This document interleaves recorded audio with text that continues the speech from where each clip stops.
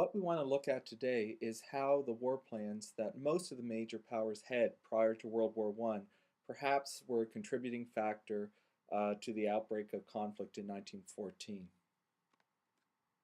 So our objectives today are to examine the war plans of the various major European powers, that is, the war plans they had designed in anticipation of a conflict with other major powers. And secondly, to understand to what extent these war plans helped to contribute to World War I. What I want to do first is focus on the German war plan. And the German war plan was known as the Schlieffen Plan. Most historians suggest, or many historians suggest, that the Schlieffen Plan was a preemptive war plan. In other words, particularly after 1904, when France, Britain, and Russia started moving closer together, Germany increasingly felt the need to create a war plan designed to attack its enemies before they became stronger, and they decided to attack Germany. So again, it's called a preventative war plan. The idea is you're assuming that your enemies are going to attack you, so in order to prevent yourself from being invaded, you invade first.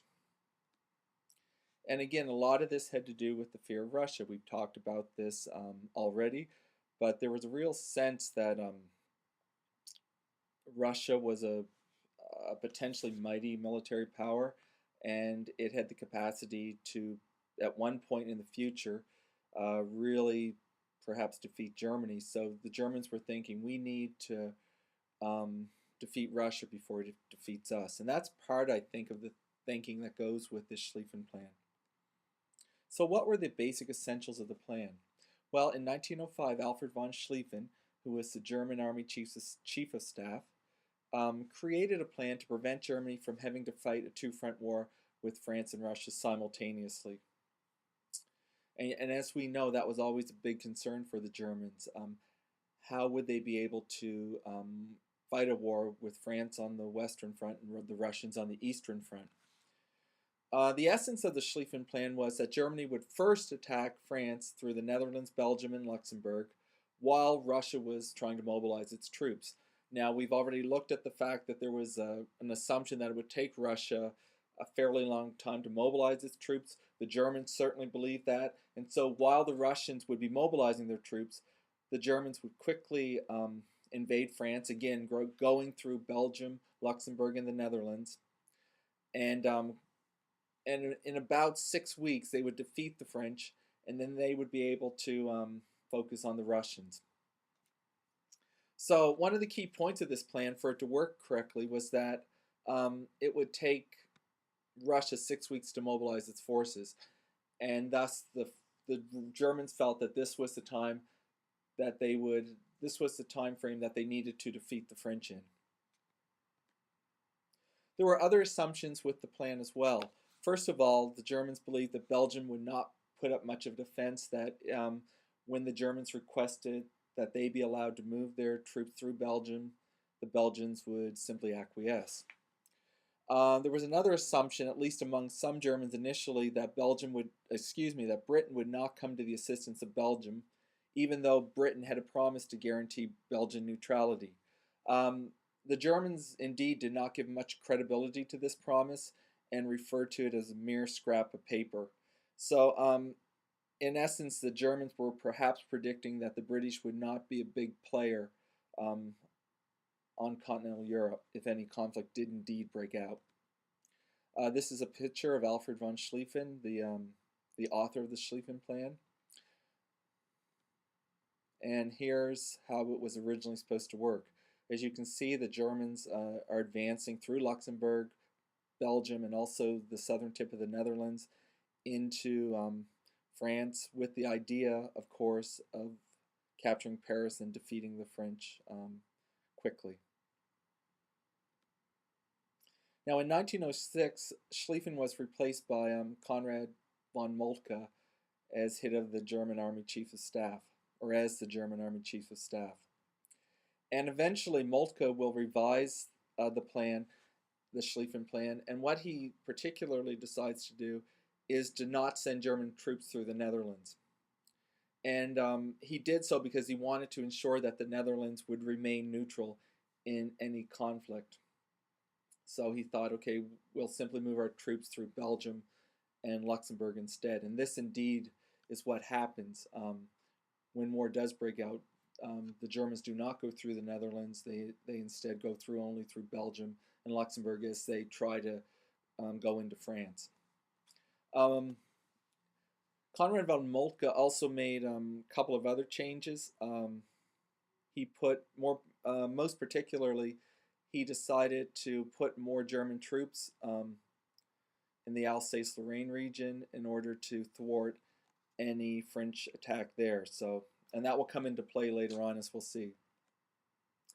What actually happened when the war broke out in 1914? Well, the Schlieffen Plan did not work exactly as predicted.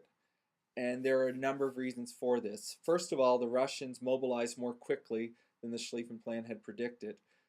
Again, the Germans had predicted 6 weeks. In fact, it took a lot less than that. And so what will happen is that as it's obvious that the Germans are mobilizing more quickly, as the Russians are mobilizing more quickly, the Germans will have to send additional troops to the Eastern Front to counter that Russian attack. And so that will take away troops away from the Western Front and kind of weakens the Schlieffen Plan in some ways. Another aspect that did not come out as predicted by the Schlieffen Plan was that Belgium actually made an attempt to defend itself. It just didn't sit there and watch the German troops roll in. It actually tried to halt German aggression. In the end, it was not successful, but they were able to slow down the German assault into France, and thus the French had more time to mobilize and prepare. Another thing was that Britain does decide to honor its promise to defend Belgian neutrality. So Britain sends troops to Belgium to fight against the Germans. As the Germans actually roll through Belgium and into France, it becomes more and more difficult for them to maintain their supply and communication lines. And so that often happens in warfare. As a country moves further into enemy territory, those supply and communication lines become weaker and weaker. And this is what happened to the Germans. On the other hand, the French were able to mobilize relatively quickly through their railroad system. As I said earlier, as I alluded to earlier, the Germans had actually moved additional troops to the Russian front and to the Alsace-Lorraine region. And this basically weakens its attack through Belgium. And so some historians have suggested that if the Germans had stuck to the original plan, it may have been more effective. But I think on the other hand, we can understand that there was a fear of among the German war planners that perhaps they needed to defend in other areas as well. Historian John Keegan makes an interesting point. He suggests that the Belgian roads were actually too narrow for the Germans to move their troops into France as quickly as estimated by the Schlieffen Plan. So it's really an interesting issue. Essentially, the infrastructure, in this case the roads, were not wide enough for the Germans to march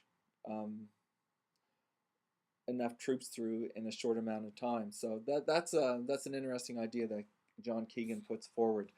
And anyway, so this is part one of the presentation, and part two will look at the other war plans of the various nations and then make some generalizations overall about the effectiveness of these war plans and how they help to contribute to World War I.